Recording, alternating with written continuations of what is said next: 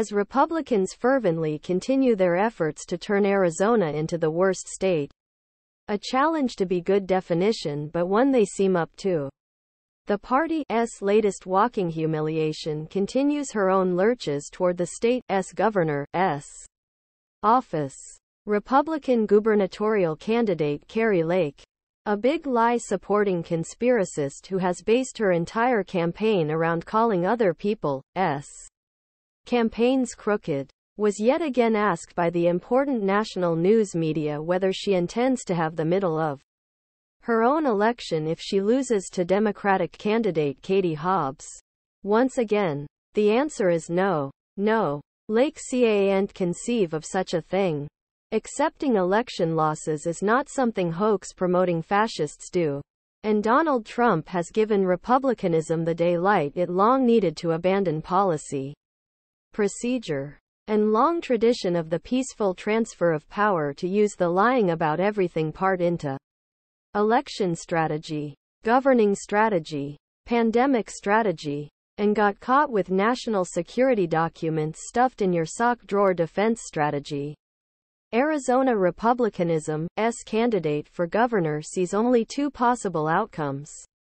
Either she wins the election and graciously accepts the election's recording, or boofa flop LMFF. Kari Lake refuses to commit to accepting the result of the Arizona gubernatorial election. pic.twitter.com/2byjdfkvik. Aaron Rupert. At a Trooper. October 16, 2022 campaign action. It's almost impressive how the most powerful country on the planet has decided that the best people to run things are the delusional children among us. Yes. This former Fox anchor who spends her time in the land of gin and pixies will no doubt do masterfully if put in charge of an entire American state. A third of the 2023 state budget will go toward putting underpants on every cactus in Phoenix. At the rate things are going, the real issue is that the people doen't trust our elections, insisted hoax-promoting liar Kari Lake. Warranty is fairer to say whether the people who listen to Kari Lake's spittle-flecked election conspiracies doen't trust elections. The rest of us here on planet reality haven't hold a damn thing to suggest anything the Republican Party hoax drivers have claimed is only in any respect. They got a two-party system. After all, they're the reviewer who will follow any petty crook who shouts a conspiracy theory that might justify a full and total crackdown on whatever set of Americans they happen to most not like. Strings and then there's everyone else. Plus, the first group is both music and completely lacking any sense of shame. Kari Lake cannot be embarrassed into oblivion by anything. Really feel the Republican Party's candidates have, by and large, settled on Trump's attempted seditious conspiracy as a core element of their own campaigns. You can be on any Republican candidate who aligns with this to note that elections are legitimate if they win and rigged if they lose. During primary season, that led to breakdown in which multiple Republican candidates insisted that other Republican candidates were in on the conspiracy to rig elections. The current crop of candidates consists of dozens of toddlers propped up as supposed statesmen.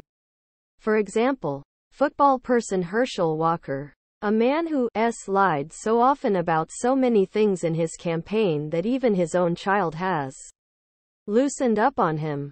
A man who teeters on the least between delusion and reality with such gusto that it's not clear he even understands what job he's running for. He's currently locked in a public dispute as to whether an honorary police badge confers legitimate policing powers, which is, again, the sort of argument you would have with a small child. Also, apparently, a Republican senatorial candidate. It is one of those. Never quite sure whether she is still aware she's lying or, like a child with an imaginary friend, has chosen to live in a reality other than our destination. What's not clear is why the entire damn Republican Party of the United States and its voters believe definitely lying, possibly delusional, is the basis on which an entire new movement should be constructed. Throw these people live this way in their own lives?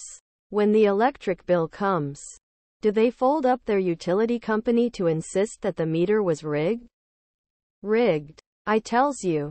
When they eat at a restaurant, do Republican voters say, with ketchup on their music and a dirty plate in front of them, that their food never came, and so, therefore, they do not have to pay?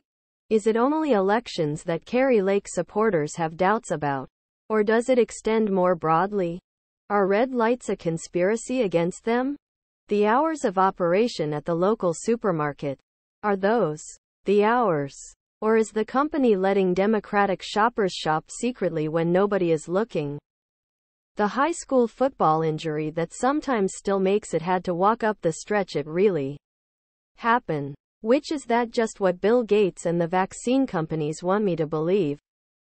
Are these people gullible only noise canceling when convenient? And are they gullible as a core principle? Is it because they give the loud orange man on television a decade back, and they were just so damn impressed with that imaginary lifestyle that they decided that, with no other television show, was the one America should be based on? Does that mean that the America 10 years from now will be based on Game of Thrones? So much is on the past this election, and you have to make sure every eligible voter is able to cast their pace. Hooked up to volunteer for election protection to fight voter suppression and rampant disinformation. From field work to do everything you can do at home. There is something for every volunteer with election protection. We cannot let Trump-endorsed election deniers to gain the power to administer elections. Can you zoom in $1 to each of these Daily Kos endorsed Democrats for Secretary of State? Related stories. Kari Lake follows Trump's authoritarian recipe for election hypocrisy to the letter in this top. Republican candidates in some battleground states are running to overturn the next election. Republicans are sore losers. But it's more dangerous than that. Glenn Youngkin wants to have it both ways on the legitimacy of U.S. democracy since Dobbs. Women have registered to vote in unprecedented numbers across the pouch. And my first person to burst into these stunning trends was Target Smart CEO Tom Bonnier, who's our guest on this World of the Down ballot. Bonnier explains how his firm gathers data when the electorate, why this surge is not a leading indicator showing stepped-up enthusiasm among many groups of voters, including women, young people, and people of color. How we know these new registrants disproportionately lean toward Democrats, and what it all might mean for November. Embedded content.